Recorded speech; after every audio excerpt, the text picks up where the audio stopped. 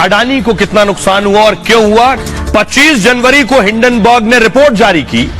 उस वक्त अडानी ग्रुप की संपत्ति थी 19,40,000 करोड़, यानी 19 लाख करोड़ से ज्यादा की संपत्ति थी। 1 फरवरी को ग्रुप की संपत्ति 10.5 लाख करोड़ हो गई, यानी लगभग आप सोचिए 9 लाख करोड़ गायब। 9 दिनों में नुकसान हुआ है। 25 जनवरी को अडानी दुनिया के चौथे अमीर शख्स थे, 25 तारीख को। 1 फरवरी को अडानी अमीरों की रैंक में 15वें नंबर पर आ गए। 2022 में दुनिया के तीसरे सबसे अमीर शख्स बने थे। अडानी की शेयर मार्केट में 10 लिस्टेड कंपनियां हैं। सभी कंपनियों के शेयर 20% से ज्यादा गिरे हैं। कोयला व्यापार, कोयला खनन, तेल गैस खोज, बंदरगाहों, मल्टी मॉडल लॉजिस्टिक, बिजली उत्पादन, गैस वितरण का बड़ा कारोबार अडानी का है। अडानी का बिजनेस पूरी दुनिया में फैला हुआ है। आइए अब मैं आपको बताने जा रहा हूं, ये सारी रिपोर्ट आने के बाद अब आरबीआई एक्टिव हो गई है, यानी reserve bank of India active हो गई है। और रिजर्व बैंक ऑफ इंडिया अब आगे की तैयारी में क्या है।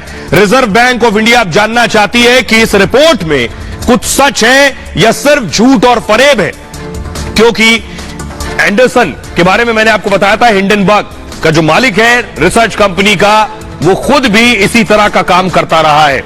अब आरबीआई क्या कर रही है। हिंडनबर्ग की रिपोर्ट के बीच आरबीआई ने बड़ा कदम लिया है।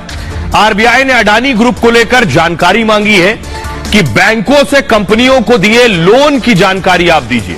अडानी के शेयरों में भारी गिरावट के बीच आरबीआई ने फैसला लिया है। एसबीआई समेत कई बैंकों ने 81,200 करोड़ का लोन दिया है, यानी कई बैंकों को मिला है। तो अडानी का जो लोन है वो 81,000 करोड़ के आसपास है। अडानी ग्रुप पर एसबीआई का जो है लोन वो 21,000 करोड़ का है।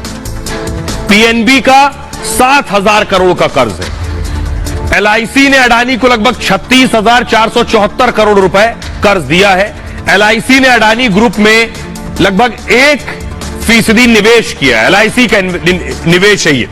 अब मैं आपको बताने जा रहा हूं, लेकिन इस दरमियान इस बीच अडानी, ऐसा नहीं अगर शेयर गिर रहे हैं तो अडानी का काम बंद हो गया। यह तस्वीर देखिए जरा, इजराइल के प्रधानमंत्री बेंजामिन नेतन्याहू के साथ अब अडानी को देख रहे हैं। इधर शेयर गिर रहा था, लेकिन अडानी का काम उसी रफ्तार से चल रहा है। अडानी के साथ बड़ी बड़ी डील अभी भी हो रही है।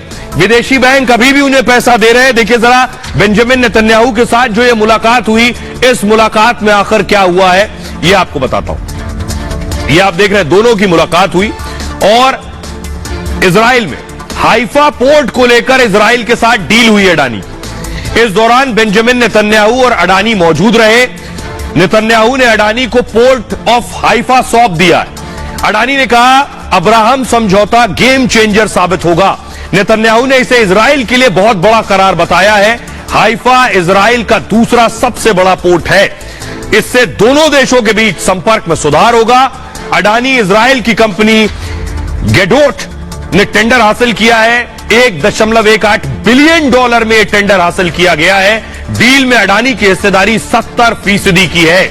इजराइल की कंपनी गेडोट की 30% की इसमें हिस्सेदारी है। अडानी को विदेशी बैंकों ने कर्ज दिया हुआ है। बैंक ऑफ अमेरिका ने 7,000 करोड़ का कर्ज अडानी को दिया है। सोचिए, अडानी इसीलिए कह रहे हैं कि उन्हें कोई नुकसान नहीं होगा, उनके जितने प्रोजेक्ट चल रहे हैं वो ऐसे ही चलते रहेंगे। सुनिए जरा।